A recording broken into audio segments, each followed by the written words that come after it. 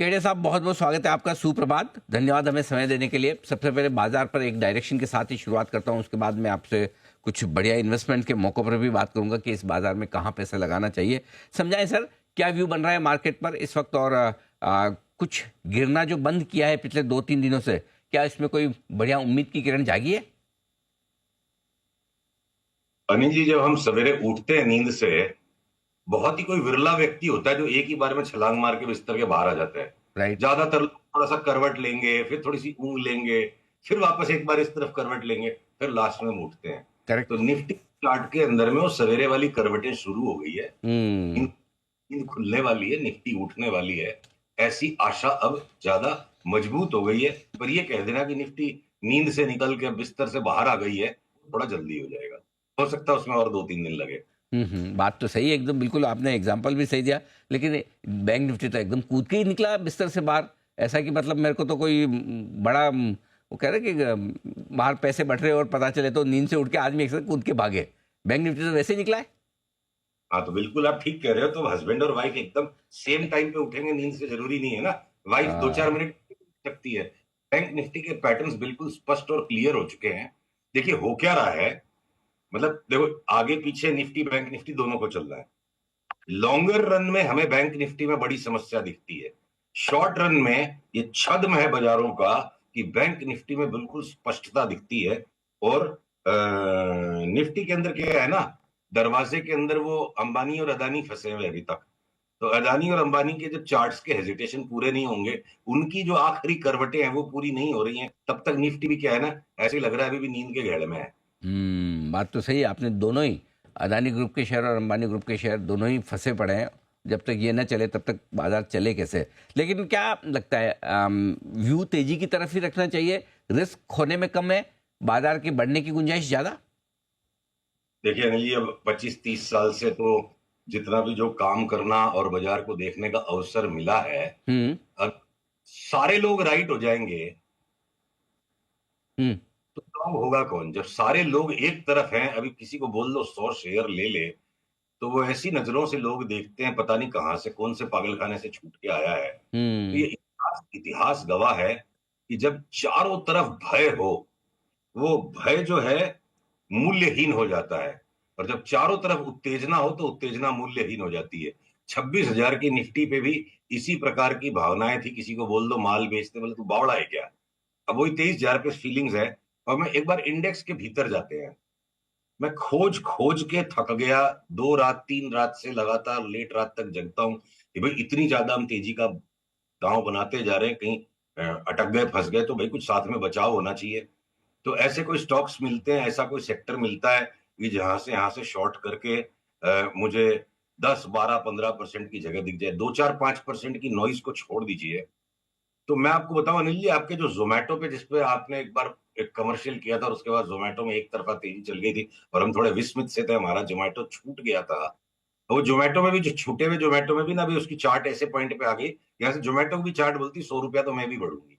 अरे वाह। तो अगर, हाँ, 100 रुपया तो मैं भी बढ़ू, जोमेटो बोलता है 100 रुपया क्या चीज है, मैं तो 100 रुपया तो मैं भी बढ़ूंगी। उतनी चार्ट में अगर जगह बन गई तो देखिए कुछ स्टॉक्स में ल्यूकवार्म रिटर्न्स हो सकती है। जैसे आईटीसी, इंडियन होटल्स है, नो ब्रेनर स्टॉक से 20% ही बढ़ेंगे।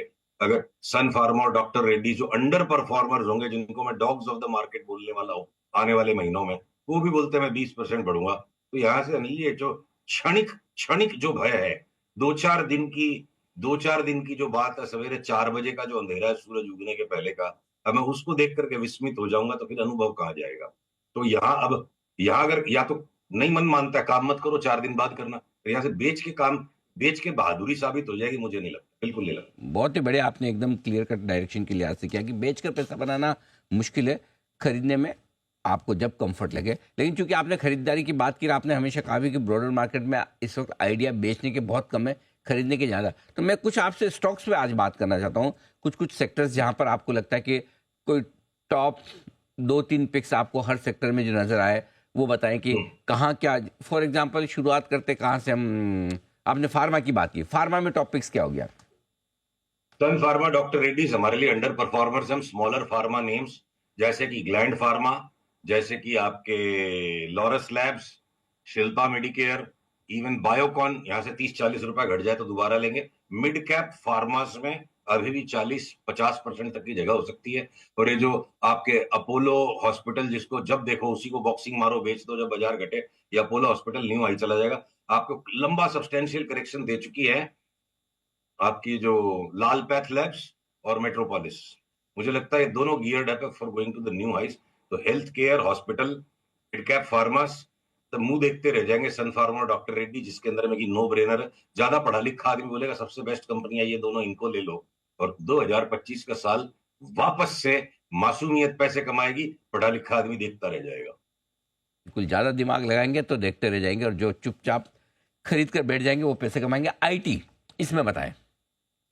अनिल जी, आईटी में जैसे लॉन्ग रन में हमने बीच में बहुत ज्यादा जो मंदी का रुख अपना लिया था, आईटी की चार्ट्स ने हमें मजबूर कर दिया कि 100 शेयर की भी मंदी का सौदा मत रखो। हमने अपने सारे क्लाइंट्स की सारी आईटी की मंदी कटवा दी। Same game as pharma here. IT और फार्मा इनफैक्ट दो बिगेस्ट अंडर परफॉर्मर सेक्टर्स होंगे। चलो हमने उनसे ही बात शुरू की, तो आप सोचो कितनी बड़ी तेजी है सामने बाजार में।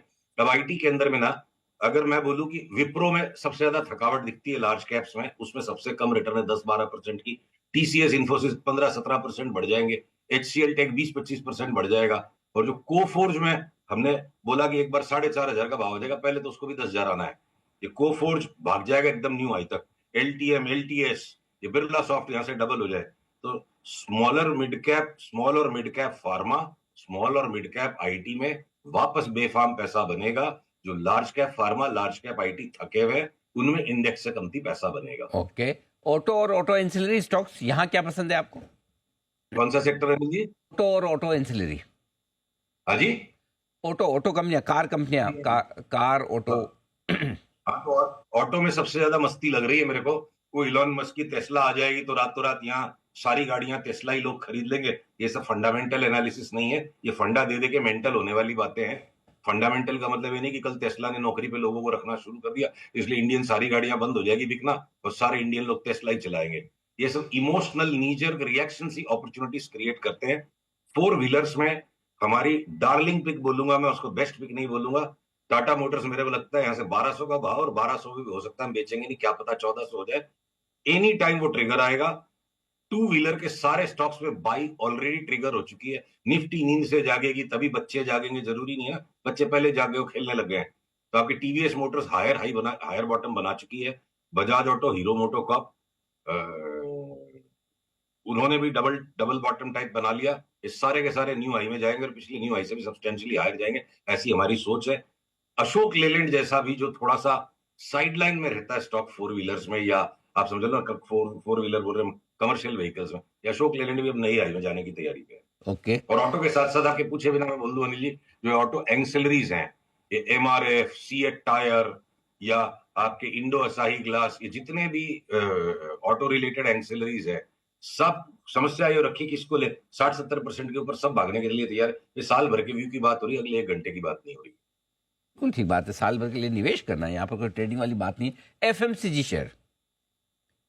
तो देखिए, जो चारों तरफ डर का माहौल लोग बना के रखेंगे, तो जो बोलते हैं ना डर का माहौल है, तो डर से भी मुनाफा बनेगा। डर के माहौल में भी जो लोग अपने इतनी साइडलाइंस पे कैश पड़ी है, चाहे फंड मैनेजर्स के पास, जिस किसी अल्ट्रा एचएनआई से बात करो, ट्रक भर भर के चारों तरफ कैश पड़ा हुआ है। तो कहीं ना कहीं ये कैश को हाथ में रखे हुए लोग थकेंगे। तो एफएमसीजी में लीवर हमारी टॉप पिक, 5 साल में कोई रिटर्न नहीं दिया, अब उसमें आ जाए यहाँ से 40 से 50% रिटर्न। आईटीसी अंडर परफॉर्मर, 20 से 25% ज्यादा नहीं बढ़ेगा। एशियन पेंट्स, जिसको मार मार के तुम्बा बना दिया, बिल्कुल सारी पढ़ाई लिखाई लोगों ने लगा दी, अब सारी पढ़ाई लिखाई खर्च हो चुकी है। वो खर्चा होने के बाद सबकी अक्कल का जो एशियन पेंट्स का भाव बना ना कि इससे नीचे वो जाने तैयार नहीं है। तो हम 50% की अपू एशियन पेंट्स में, 60-70% बर्जर पेंट्स में देख रहे हैं। आपके चाहे ब्रिटानिया, नेस्ले, एक मैरिको को आप छोड़ दो, पर आपके चाहे वो पीआई इंडस्ट्रीज है या वो पिडिलाइट है, 40-50% तो इनमें भी मिल जाएगा। सब धीरज का सौदा है, अगले सप्ताह के लिए हम नहीं बता रहे हैं। आप कम से कम 3 महीने का व्यू पकड़ो और 8-10 महीने के व्यू से पकड़ो, तो 50% एफएमसीजी में भी घूम फिर के आ जाएगा। और सीमेंट सर, सीमेंट में क्या पसंद है? सीमेंट में एक अपवाद सा बना हुआ है, एसीसी और अंबुजा, ये दो सीमेंट की चार्ट्स ने बिल्कुल अपना पक्का मजबूत विश्वसनीय बॉटम पैटर्न बनाया है। स्टॉप लॉस फिर भी रखने पड़ेंगे जो ऑल टाइम लोस थे, पर ये बाकी के जो सीमेंट स्टॉक्स में मान लो रैमको जो है ना, नॉइस के साथ बहुत ऊपर नीचे वॉलेटिलिटी के साथ 25-27% दे दे, ग्रासिम यहाँ से 15-20% दे दे, उसके सिवाय बाकी के सीमेंट स्टॉक्स में, चाहे वो जेके सीमेंट हो, चाहे डालमिया भारत हो, चाहे श्री सीमेंट हो, अभी भी मुझे लगता है थोड़ा समय है, महीना सवा महीना, थोड़ा सा ये ज्यादा कोई भाव में डैमेज किए बिना, तो 10-12% का दुखी पना सा इनकी चार्ट्स में दिखता है, तो इनमें हम पैसे अभी नहीं डालेंगे। मोमेंटम नहीं है, रिवर्सल कंफर्म्ड नहीं है, तो हम सीमेंट के अंदर में सिर्फ एसीसी और अंबुजा पे इस वक्त फोकस कर रहे हैं। ठीक बात है। Capital goods, real estate, infra, ये मिले जुले जो सेक्टर्स हैं, इनमें क्या पसंद है आपको? तो देखिए, अगर इस शब्द पे किसी को आपत्ति नहीं हो, तब आपने डार्लिंग सेक्टर्स के नाम पूछ लिए। अच्छा, अरे तो वाह। जो इंफ्रा पे हम संदेहास्पद से थे, नहीं नहीं जी एलएनटी की तो चार्ट का लग रहा है मुंह, शादी की बारात में फूफा जी ने मुंह फुला रखा, वो भी मुस्कुराने लग गई है। 3100-3200 की एलएनटी में भी मंदी नहीं लगती है, 4500 का भाव इसमें भी हो सकता है एक निवेशक के लिए। देखिए, ट्रेडिंग के कॉल अलग तरीके से बनते हैं, उसको हम अगले बृहस्पतिवार आपसे डिस्कस कर सकते हैं। एक बड़ा व्यू भी लेना टाइम पे जरूरी होता है। ये एबीबी, कमिंस और सीमेंस ना सिर्फ न्यू हाई, पिछले न्यू हाई के भी सिग्निफिकेंटली ऊपर जाएंगे। मतलब अगर वो इंडिया की स्टोरी में वापस से धमाल होगा, बारात निकलेगी तो इंडिया की निकलेगी, मेरी आपकी नहीं निकलेगी, हमारी उम्र हो चुकी है अनिल जी। तो अगर वापस से इंडिया की जवानी की बारात निकलेगी, 65% आबादी 35 साल की उम्र के नीचे है, और वो इंडिया की बारात जब वापस निकलेगी, तो ये केपेक्स के स्टॉक्स के नाचे बिना बारात में वो कलर नहीं आएगा। तो ये चार्ट तैयार है, ये प्लान कर रहे हैं कि बारात निकलेगी। हम्म। आपने अपने साथ मेरे को भी ले लिया है। आपकी मेरी दोनों की नहीं निकलेगी। मेरे बाप की भी लेनी पड़ेगी, मैं आपका मित्र हूँ, आप कहाँ ही चक्करों में पड़ोगे। बढ़िया बढ़िया केजे जी, बहुत बहुत धन्यवाद सर आपका। आज आपने बहुत ही इंटरेस्टिंग इनपुट दिया और इंसाइट दिए, क्योंकि कई बार हम मार्केट की तो बात करते हैं, सेक्टर्स की भी बात करते हैं। जी जी जी जी केजे जी। मेरी तरफ से एक्स्ट्रा एक चीज और, एक चीज मेरी तरफ से मैं ऐड करूं। जी जी बोलिए। आप हर बार मेरे को पूछते हो, मैं इसलिए खोज के सोच के वो गाना लेके आया था, हर बार मेरे को पूछते हो कि निफ्टी के अंदर में कौन से लेवल के नीचे चला जाएगा, हाँ हाँ। तो हम निफ्टी में तेजी छोड़ देंगे, राइट? यस यस बिल्कुल। इसलिए बढ़िया गाना ढूंढ के लाया था, पर आज आपने वो सवाल नहीं पूछा, इसलिए वो सवाल मैं अपनी तरफ अरे से ऐड सर, कर देता हूं। पेश किया जाए इरशाद। जो भी लोग वो इस तरह से सोच रहे हैं, देखिए जब ये पूरा का पूरा इतिहास बदलता है, एक नया फेज बाजार का आएगा। एक इंडेक्स में खाली 3000 पॉइंट्स की करेक्शन हुई है, इंडिविजुअल अच्छे अच्छे स्टॉक्स में, डिफेंस में, इंफ्रा में 40-50% तक की जो डैमेज हो चुकी है, अब यहां से जो एक नया दौर आएगा बाजार में, इसके अंदर में वो स्टॉप लॉस का लेवल अभी ढूंढना टू अर्ली है।